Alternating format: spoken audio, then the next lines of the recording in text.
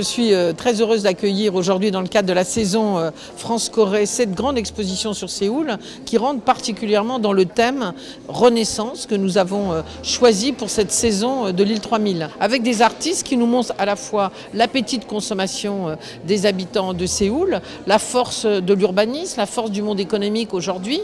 On peut parler de l'électronique, on peut parler de l'automobile, mais aussi les craintes d'une société qui est allée peut-être trop vite, Séoul vite, peut-être trop vite, laissant des hommes et des femmes sur le côté et gardant quand même un caractère extrêmement fort, prégnant, qui fait avancer la population ensemble. Donc à la fois un espoir extraordinaire et en même temps des questionnements sur ce développement. L'exposition Séoul vite est une exposition qui comporte une trentaine de plasticiens contemporains coréens et certains étrangers, qui marquent l'ouverture de la scène artistique coréenne sur les scènes étrangères.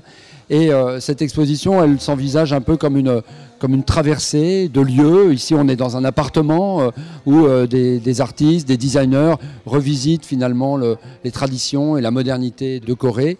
Et donc, c'est une sorte de traversée sur plusieurs vitesses. Parce que l'exposition Séoul vite, le titre vient d'une expression, une formule coréenne très courante, qui est Séoul Pali Pali ou Séoul Quick Quick, et que les Coréens utilisent tout le temps. C'est peut-être aussi un mot d'ordre, parfois on dit aux gens allez quick quick, mais c'est vraiment une formule très très courante en Corée. Mais il faut savoir que cette formule est un peu ambivalente parce que pour les Coréens eux-mêmes, elle est un peu péjorative, elle est un peu négative. Elle veut dire peut-être que les choses vont trop vite justement, que c'est un peu superficiel, que c'est source de danger ou d'accident, que c'est peut-être cause de précipitation.